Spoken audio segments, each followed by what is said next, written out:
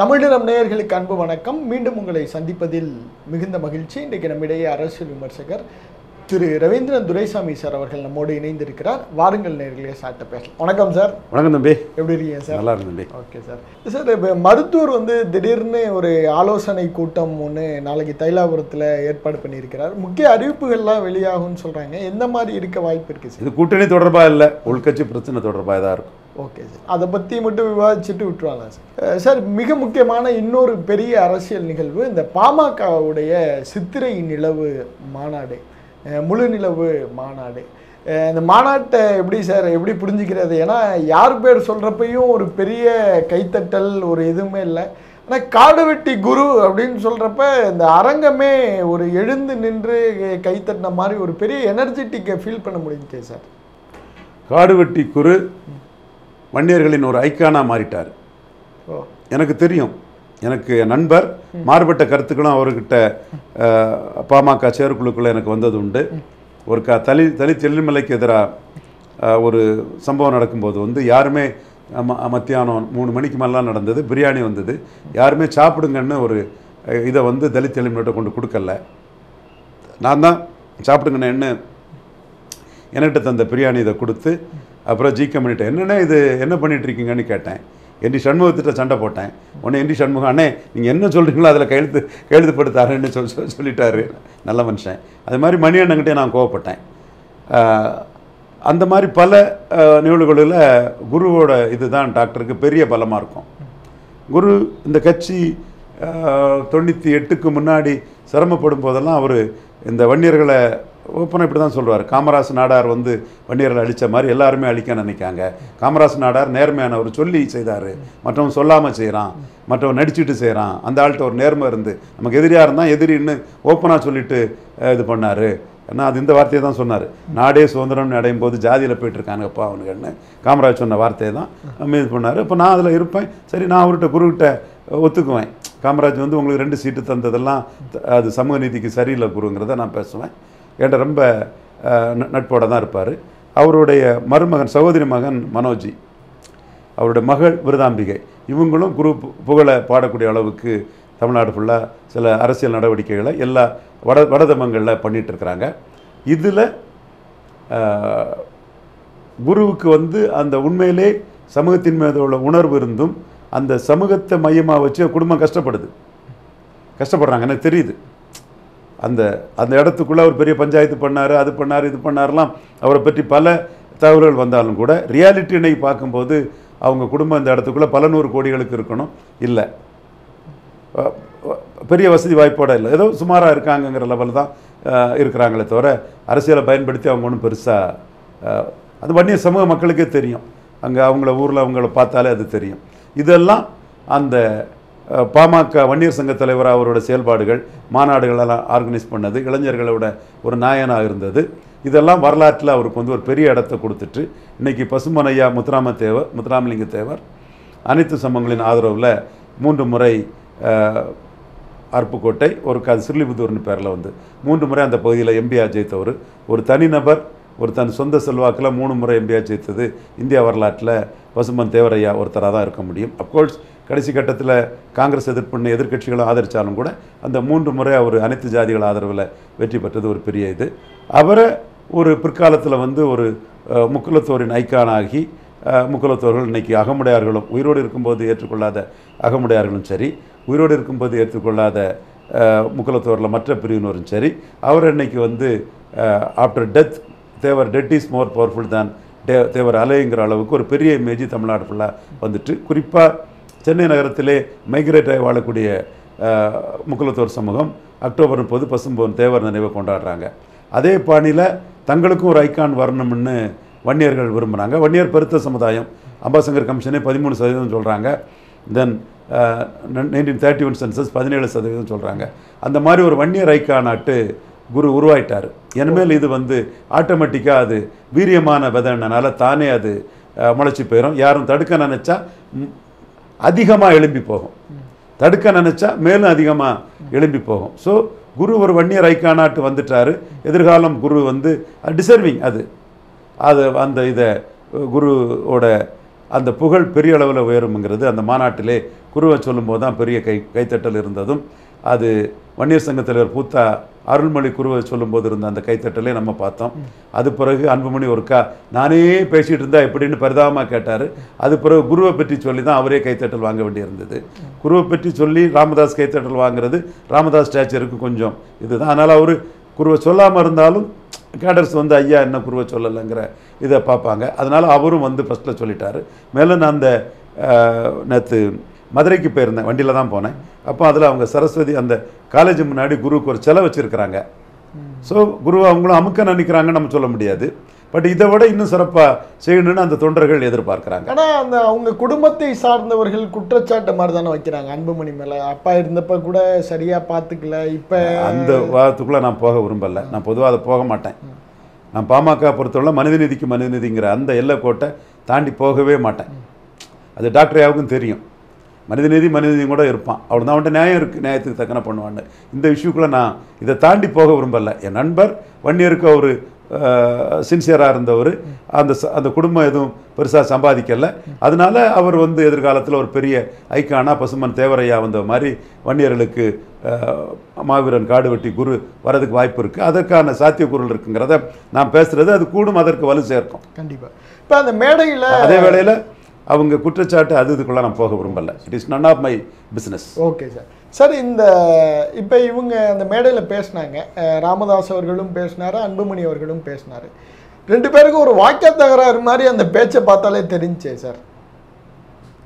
ராமதாஸ் தன்னை அசெப்ட் பண்ணுறாரு. குருவுக்கு கைத்தட்டு, அடுத்தால டாக்டர் ராமதாஸ் தான் கைத்தட்டு. குரு போட்டியாளர் இல்லை, ஹீஸ் நோ மோர்.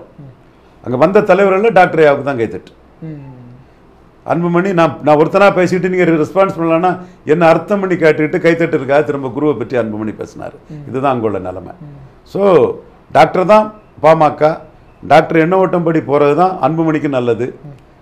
நீரடித்து நீர்வதில்லை, ஒரு தாய் மக்கள் ஒன்றா இருக்க தான் நல்லது. அந்த சமூகத்துக்கு நல்லது, கட்சிக்கு நல்லது. ஒன்றா இருப்பாங்க நானும் கருதுறேன். எனக்கு 1000 விரோதங்கள் இருக்கலாம். அதெல்லாம் வந்து 98 நாம் அவருக்கு ஒரு கூட்டணி வாய்ப்பு, பாமக துணைத் தலைவர், செய்தி தொடர்பாளர், அரசியல் பணிக்குழு உறுப்பினராக இருந்த மாதிரி சொன்ன வார்த்தையை அவர் காப்பாற்றலை. எம்பி கொடுக்கல, காப்பாற்றலை. சரி, அவர் கட்சியை காப்பாற்றுறதுக்கு மகன் வந்துட்டான், மகனுக்கு கொடுக்கணும்னு நினச்சிருக்கலாம். எனிவே நம்மளும் வந்து மனிதநீதிக்கு மனிதங்கிற அடிப்படையில் அவருக்கு எதிராட்டு களமாடணும். என்றாலும் நாம் அறிவு ஆற்றல் நமக்கு புலப்படுறதுக்கு ஒரு தூண்டுகோல் வேணும். அந்த மாதிரி தூண்டுகோலாக இருந்து ஒரு செய்தி தொடர்பாளர், துணைத் தலைவர், அரசியல் தலைமைக்குழு உறுப்பினர்லாம் தந்து நம்மளை தமிழ் அளவில் பாப்புலர் ஆக்கி விட்டவர் அவர் தான். அந்த நன்றி உணர்வோடு தான் நான் பேசுகிறேன். அதே வேளையில் யதார்த்த உண்மை அரசியலையும் நான் பதிவு பண்ணால் தான் நான் ஒரு அரசியல் ஆய்வாளராக நிற்க முடியுங்கிற லெவலில் எது உண்மையோ அதையும் பேசுகிறேன் சார். கண்டிப்பாக இப்போ இந்த சண்டை, அதாவது கூட்டணி பற்றின முடிவை நான் தான் எடுப்பேன் அப்படின்னு ராமதாஸ் சொல்கிறார். அப்போ அன்புமணி எடுக்கக்கூடாதுன்னு சொல்கிறாரா? ராமதாஸ் எடுத்தால் தான் அந்த கட்சி நிலைக்கும். அன்புமணி ஏமாந்துருவார்.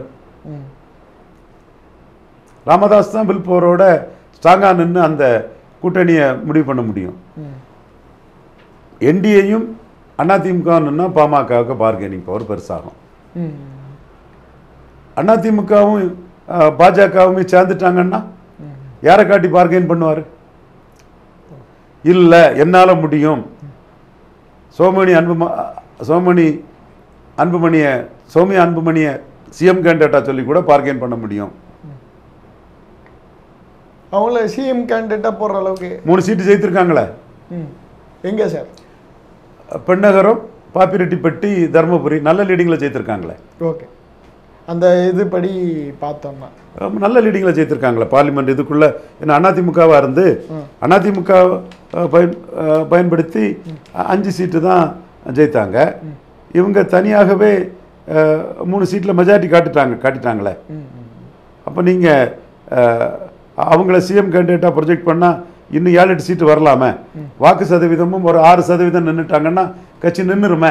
சார், ஒரு பேசிக்கான ஒரு கேள்வி. இப்போ அன்புமணிக்கும் அவருக்கும் சண்டை. இவர் எப்படி சார், இவங்கள எப்படி சிஎம் கேண்டிடேட்டாக மருத்துவரை அறிவிப்பாங்க? நீங்கள் கேட்குற கேள்வியில் நியாயம் இருக்குது. அந்த சண்டைக்கு இவங்களுக்கு முக்கியத்துவம் கொடுக்க தான் ஒரு காரணங்கிற ஒரு கருத்தும் உலா வருது. நான் மறுக்க வரல.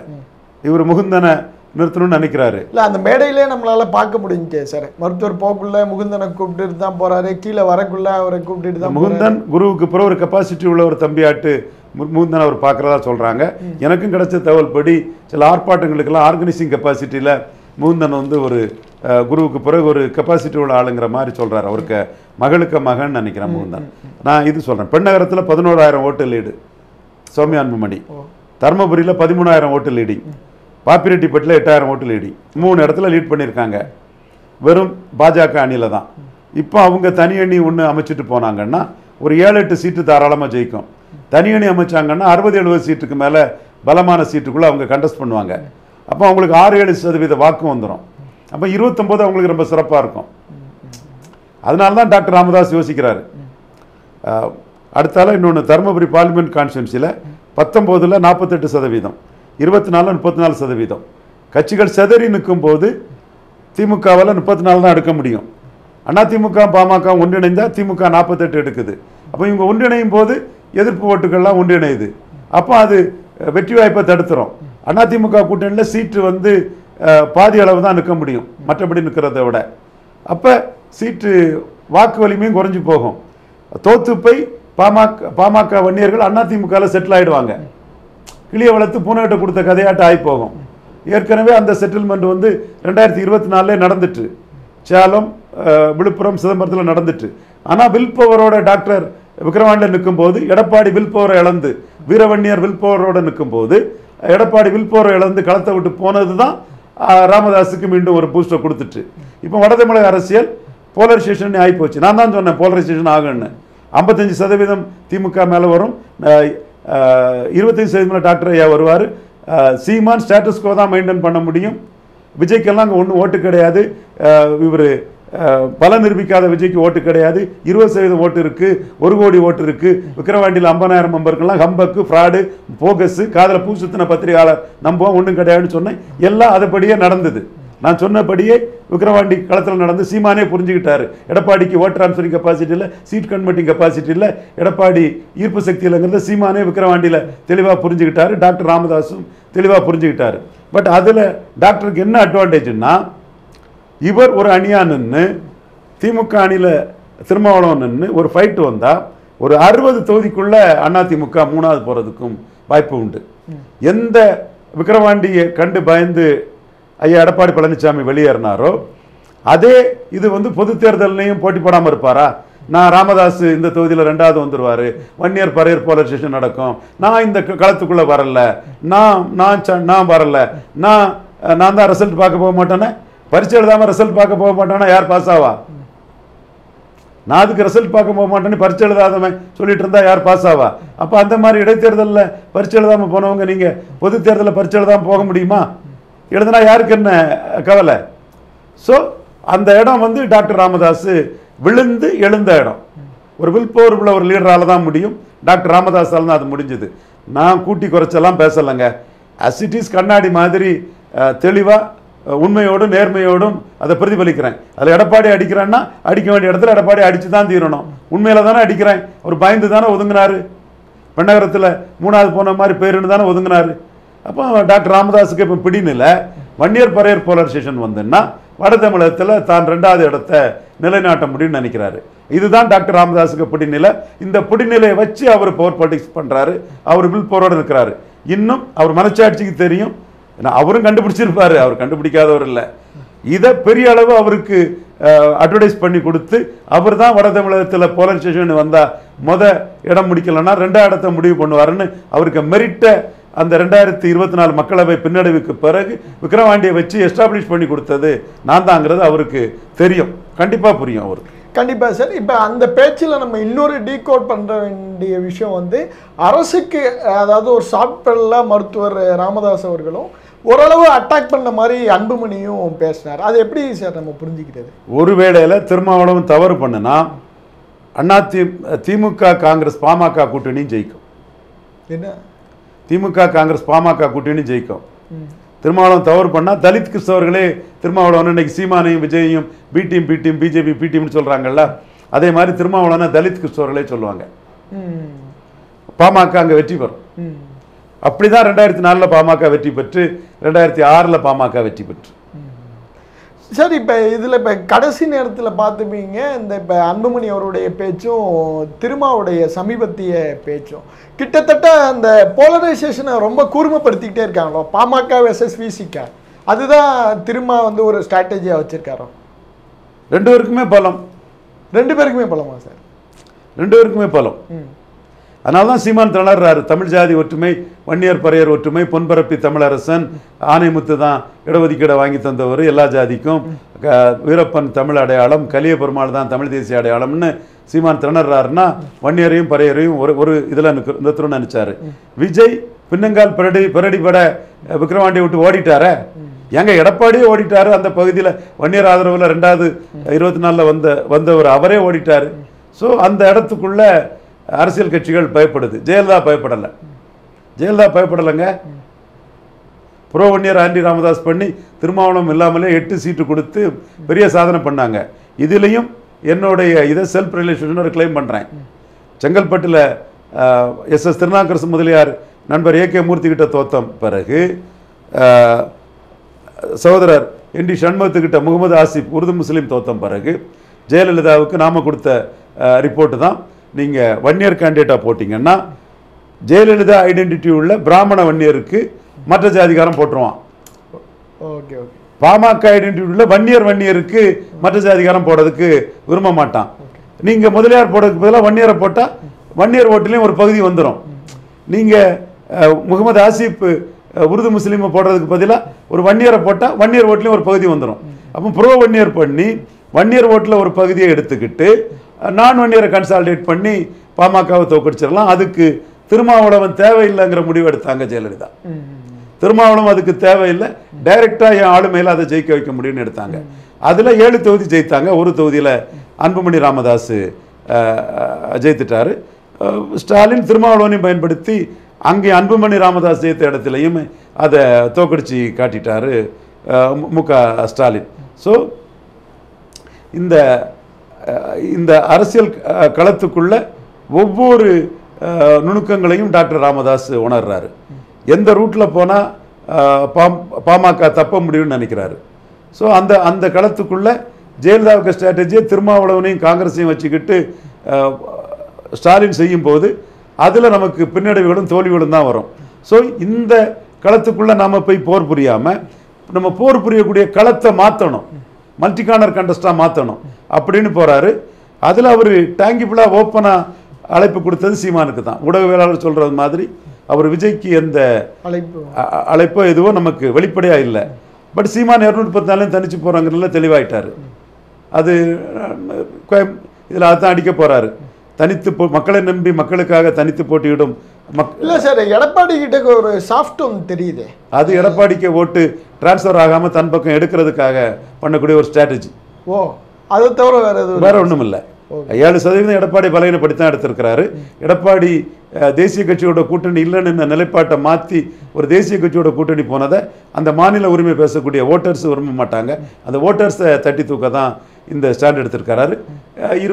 18ஆம் தேதி தெளிவாக சொல்லிடுவார். இதில் மக்களை நம்பி தனித்து போட்டியிடும் நாம் தமிழருக்கே மக்கள் ஓட்டு, சந்தர்ப்பவாத சுயநலமிக்க எளிதவளை நட்பான பொருந்தா கூட்டணியை சுயநல கூட்டணியை கூட்டணிகளை தோற்கடிங்கள். சுயநல கொள்கையற்ற சுயநல கூட்டணிகள் வர்சஸ் தனித்து போட்டியிட்டு சீமான் வர்சஸ் திமுக கூட்டணி, சீமான் வர்சஸ் எடப்பாடி கூட்டணி, சீமான் வர்சஸ் இன்னொரு கூட்டணி வந்தால் அந்த கூட்டணி. தனித்து போட்டிங்கிறதுக்குள்ள ஒரே தில்லும் தெம்பும் திராணியும் சீமானுக்கு தான் இருக்குது. 214 தொகுதியிலையும் வேட்பாளரை போட்டு வித்தியாசமான இஷ்யூக்களை எடுத்து, ஃபார் எக்ஸாம்பிள் பறையர் தேவேந்திர குல வேளாளர்களுக்கு 89க்கு மேலே இடஒதுக்கீடு உயர்த்தப்படலை. சீமான் அவங்களுக்கு 5% உயர்த்தணுங்கிறாரு. பஞ்சமி நலத்தை மீட்கணுங்கிறாரு. மேய்ச்சல் நிலங்கள் ஆண்ட கட்சி ஆளுங்கட்சிக்காரங்க பிடியில் இருக்கிறத விடுவித்து ஆடு மாடுகளுக்கு அந்த மேய்ச்சல் நிலங்கள் உணவு அது ப்ரொவைட் பண்ணுன்னு சொல்கிறாரு. திரௌதி அம்மன் கோயில் ஆலய நுழைவுக்கு சீமான் தான் இருக்கிறாரு. இப்படி பல இஷ்யூகளை எடுத்துக்கிட்டு எனக்கு ஏற்றுக்கொள்ள முடியுதோ ஏற்றுக்கொள்ள முடியலையா அது வேற. அவர் பெரியார் எதிர்ப்பு தனக்கு 15 to 20% வாக்கு தருவோம்னு நினைக்கிறார். அது எப்படி சார் இங்கே ஒர்க் அவுட் ஆகும்? அவர் நினைக்கிறாரு. நீங்கள் சொல்கிற மாதிரி தான் உலகங்கோட்டில் ஜானின்னு ஒரு பையன் கூட என்கிட்ட சொன்னான். ஆனால் சேலம் பாலசுப்ரமணியன் ஒரு பிராமண சமூக சகோதரர், நான் ராகவேந்திரத்தை வணங்குறேன், மிகப்பெரிய பலம் சீமான் அண்ணனுக்கு கிடைக்கணும், இந்த இதில் 26ல் அபண்டன் அச்சீவ்மெண்ட்டை சீமான் அண்ணன் பண்ணணும்னு அவர் எனக்கு ஒரு இது சொல்லியிருக்காரு. உலகங்கோடு ஜானுங்கிற ஒரு தம்பி வந்து சீமான் பெரியாரை எதுக்கிறது பாஜகவுக்கு பிடிமாக தான் எதுக்குறாருன்னு கருத்தையும் சொல்கிறாரு. எனக்கு அதில் நம்பிக்கை இல்லை. பட் சீமான் வந்து சீமானிசம்ங்கிற லெவலில் பல விஷயங்களை முன்னெடுத்து இப்போ பெரியார் எதிர்ப்புங்கிறதுல இன்னொரு பாயிண்டில் பாருங்கள், ப்ரோ பெரியார் மு.க. ஸ்டாலினுக்கு தான் பலன் தரும். உங்களோட வலைவழியில் உள்ள வீவர்ஸு ப்ரோ பெரியார்னு எனக்கு தெரியும். நான் பட் அதுக்காக நான் எல்லா இடத்துலையும் நான் என்ன அதை தான் பேச முடியும். ப்ரோ பெரியாரில் அடுத்தால நிற்கிறது KP முனுசாமி. பெரியாருக்கு பாரதத்தை நான் கொடுத்தே தீரணும்னு அவர் பயங்கரமாக ஹெக்டிக்காக லாபி பண்ணிகிட்ருக்காரு, பெரிய லாபி பண்ணிகிட்ருக்காரு. அடுத்து வந்து விஜய் பெரியார் நினைவிடத்துக்கு போகும்போது தமிழ்நாடே அரண்டது, அந்த அளவுக்கு சமூக வலைத்தளங்களில் பெருசாக இருந்தது. இங்கே 3 பேருமே ப்ரோ பெரியார் ஓட்டு ஸ்டாலினுக்கு தான் போகும். பட் ஆன்டி பெரியார் ஓட்டு சீமானுக்கு வரும். நீங்கள் ஆன்டி பெரியார் ஓட்டு சீமானுக்கு, ஆன்டி பெரியார் ஓட்டுன்னு ஒன்று இருக்கான்னு நீங்கள் கேட்கலாம். சீமான் பிராமணர்கள் மட்டுமில்லை பல இந்து சமுதாயங்கள் மத்தியில் அது இருக்குன்னு உணர்றார். அதில் வந்து ஆன்டி பெரியார் மட்டும் சொல்லாமல் தமிழ் அடையாளங்கள் பெரியாரால் புறக்கணிக்கப்பட்டுங்கிற பாயிண்டை அவர் எடுக்கிறார். ஸோ இந்த இடம்தான் சீமானுக்கு வந்து ஒரு பெரிய பூஸ்டர் கொடுக்கக்கூடிய இடம் மாட்டு சீமான் அதை பார்க்குறாரு. ஸோ சீமான் 214 தனித்து போட்டி, Stalin bro Periyar, Edappadi bro Periyar, Vijay bro Periyar. Seeman உள்ஒதுக்கீட்டில் பறையர் தேவேந்திர குல வேளாளருக்கு 5% உயர்த்தணும். ஸ்டாலின் அருந்ததியருக்கா இருக்கிறாரு, அருந்ததியர் ஓட்டு கொடுத்த ஸ்டாலினுக்கு தான் அதிகம் போகும். எடப்பாடி ஜெயலலிதா முடிவில் இருந்த மாதிரி அருந்ததியருக்கா இருக்கிறாரு. படம் ஆந்திரா கர்நாடகாவில் தெலுங்கானாவில் ஓடுறதுக்காக விஜயும் அருந்ததியர்களுக்காக இருக்கிறாரு. இப்படி பல இஷ்யூஸ் வந்து மற்றவங்க யாரும் எடுக்காத இஷ்யூ எடுத்து சீமான் 214 தனித்து போட்டிடுறாரு. இப்படி தனித்து போட்டிக்கிட்டு ஜம்ப் பண்ணிடுவார் வளர்ந்துருவாருன்னு நினைக்கிறவன் தான் சீமான் 8% முடக்கிடலாம், 8% ஓட்டுக்கு ஒரு 4% சீட்டு கொடுப்பாங்க, அப்படி முடக்கிடலான்னு நினைக்கிறாங்க. இந்த பூச்சாண்டியெல்லாம் சீமான்டா நடக்கும். இதெல்லாம் பார்த்து சிரிச்சுக்கிட்டு 500 சீட்டு 500 கோடி 15 சீட்டு உள்ள எனக்கு பிரச்சாரம் பண்ணுறான்.